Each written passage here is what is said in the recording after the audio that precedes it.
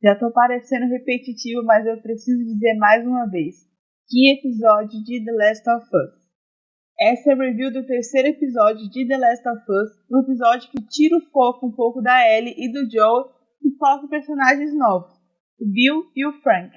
Dois personagens até então secundários no jogo que ganharam uma história belíssima na série. Oi, eu sou Maria Carolina, falo sobre entretenimento e cultura pop. Já se inscreve no canal e curte esse vídeo para o YouTube entender que você quer receber o melhor conteúdo.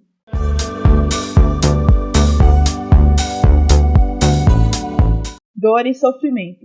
Foi isso que a gente recebeu nesse terceiro episódio de The Last of Us. Esperávamos morte de mais alguns infectados, mas aconteceram mortes que destruíram quem estava assistindo. No caso, eu. Como eu disse, o episódio focou mais no Bill e no Frank, mas o que mostrou sobre a Ellie e o Joel foi bem legal. O episódio começa mostrando a jornada da Ellie e do Joel indo até Boston para encontrar o esconderijo, o bunker do Bill.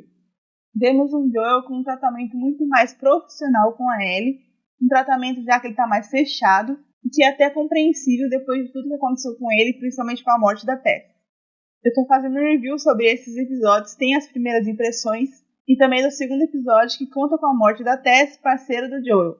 Durante esse percurso, a Ellie tentou conhecer mais sobre o passado do Joel, seja sobre a cicatriz dele, se ele viajou de avião, ou até da proximidade dele com Bill e com Frank.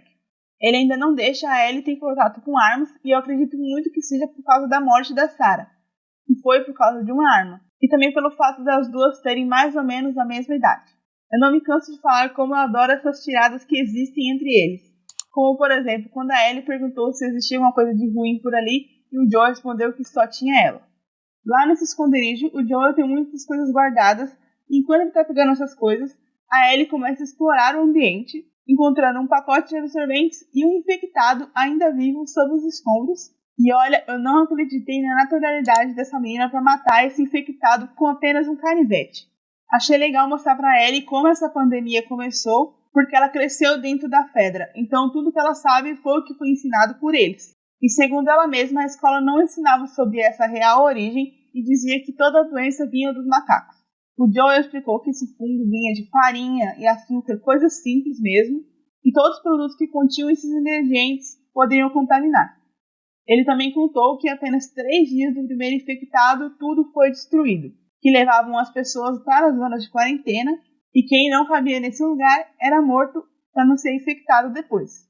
Então temos o primeiro flashback, ainda em 2003, mostrando essas cidades sendo evacuadas. O Bill surge, monitorando tudo e construindo seu bunker para se proteger. Para isso ele pega suprimentos, itens de alimentação e proteção, além de construir armadilhas para se proteger dos infectados e aos possíveis ladrões. Alguns anos depois, ele conhece o Frank, um fugitivo da zona de quarentena que não está infectado, mas precisa de alimentação e de abrigo.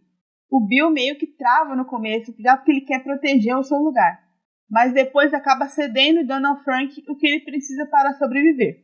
Eles acabam se apaixonando e passam a viver juntos na cidade.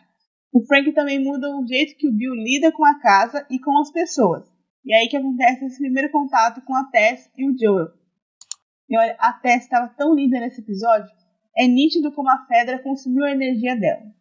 O Joel até entende o jeito do Bill ser assim, e eu achei muito legal o Frank combinar com a Tess sobre os códigos das músicas que a gente viu nos primeiros episódios. Anos se passaram, o Frank acaba adoecendo e passa a ficar inválido na cadeira de roda. E nisso ele toma a decisão de acabar com a própria vida, pedindo que o seu companheiro coloque remédios em seu tão precioso vinho para que possa matá-lo. Dá para ver como o Bill fica completamente arrasado com isso. Ele mudou muito desde a chegada do Frank. Eles aproveitam a última refeição e até se casam. Então o Bill acaba aceitando o desejo do Frank, mas também decide se matar para que os dois possam partir juntos. Achei linda a forma que eles mudaram a vida um do outro, principalmente o Bill, que era todo fechado. Frank mudou também até a forma do Bill cuidar da casa e das plantas, numa verdadeira demonstração de amor. Amei quando ele disse que não sentia medo até o Frank surgir, porque foi exatamente isso que aconteceu. Antes era só ele e não existia outra pessoa para se preocupar e proteger. O propósito de vida dele mudou quando o Frank chegou, e depois que ele chegou, tudo se tornou novo e imprevisível.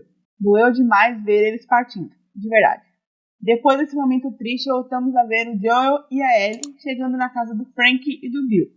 Claro que o Joel não sabia o que tinha acontecido até a Ellie encontrar e ler a carta que foi destinada a ele, falando que agora eles estavam mortos e que o Joel poderia pegar tudo que fosse preciso para se proteger. Doeu demais também ver o Bill falando na carta que o Joel usaria as armas para proteger a Tess. Não deu tempo. A dupla então seguirá um novo destino, indo atrás do Tommy na antiga caminhonete do Bill. Eles tomaram um bom banho e escolheram roupas novas. Eu literalmente gritei quando a Ellie escolheu a camisa clássica do jogo. Nesses momentos finais, vemos o Joel pedindo para Ellie não falar mais da Tess e também não mostrar que foi mordida, para não assustar as pessoas que encontrarem no caminho. Vemos também a Ellie esconder uma arma, a antiga arma do Frank, e eu quero saber por quanto tempo ela vai esconder essa arma até que o Joel descubra. O episódio terminou tocando na ferida, mostrando na janela onde era o quarto do Frank e do Bill, simbolizando o fim dessa história. Posso estar sendo repetitiva, mas The Last of Us novamente deu aula de roteiro, fotografia e adaptação. A série mostrou que não é apenas mudar o material original, mas sim melhorar tudo o que existia nela. Mudaram a história do jogo, mas foi uma mudança impecável. Na história original do jogo, o Frank não aparecia tanto, e só soubemos da sua morte quando terminamos o arco do Bill. Então meio que eles morrem separados. Pegaram dois personagens pouco desenvolvidos, fizeram a obra-prima com a sensibilidade gigantesca. Por mais que seja uma história isolada, contribuiu muito para a história e também para a construção do personagem do Joel. Esse episódio mostra duas pessoas encontrando um amor no meio de um cenário sem esperança, onde foram 15 anos de felicidade.